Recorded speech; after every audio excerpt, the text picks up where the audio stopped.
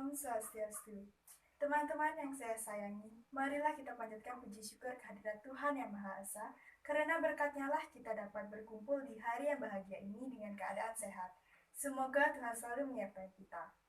Di hari ini saya akan berceramah mengenai kerusakan hutan akibat dari pembukaan lahan kelapa sawit.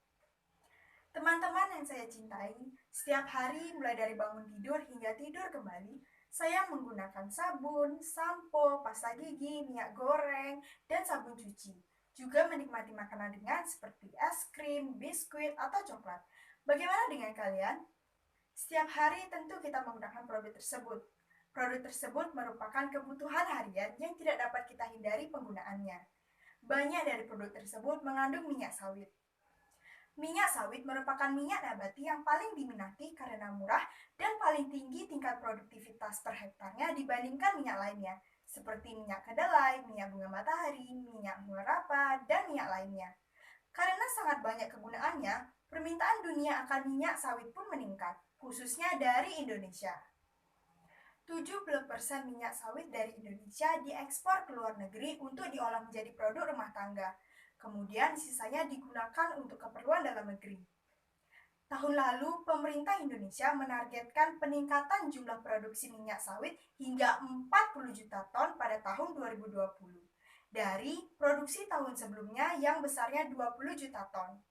Peningkatan produksi minyak sawit yang tidak bertanggung jawab ini menimbulkan konsekuensi yang berdampak buruk baik bagi alam, bagi iklim, dan bagi manusia yang hidup di muka bumi. Faktanya, perluasan perkebunan kelapa sawit merupakan penyebab terbesar dari kerusakan hutan alam dan hutan gambut kaya karbon di Indonesia.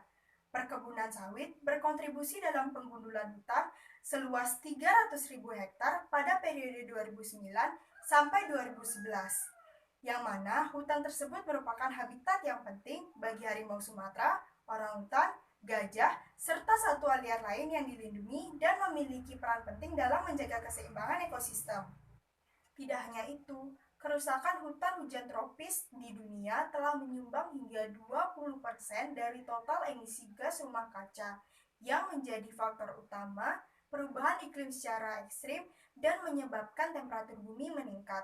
Pada akhirnya akan menyebabkan bencana iklim seperti banjir, kekeringan, kelaparan, pemanasan global, konflik sosial yang berkepanjangan, serta konflik satwa dengan manusia yang turut menimbulkan korban jiwa. Bahkan, menurut Dewan Nasional Perubahan Iklim, kerusakan hutan menyumbang hingga 83% dari emisi gas rumah kaca di Indonesia. Saat ini hanya tersisa 400 ekor harimau Sumatera yang hidup di alam liar. Jumlah ini diperkirakan akan terus menyusut sehingga menyebabkan mereka punah. Harimau adalah spesies indikator penting akan kondisi sehatnya hutan kita. Ketika harimau tidak lagi dapat hidup di dalamnya, maka kehidupan hutan dan spesies di dalamnya juga turut terancam.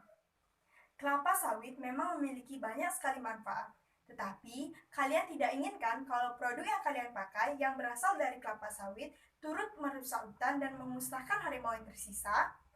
Oleh karena itu, marilah kita jaga kelestarian hutan kita. Salah satu caranya yaitu dengan mengatur penggunaan produk yang berasal dari kelapa sawit.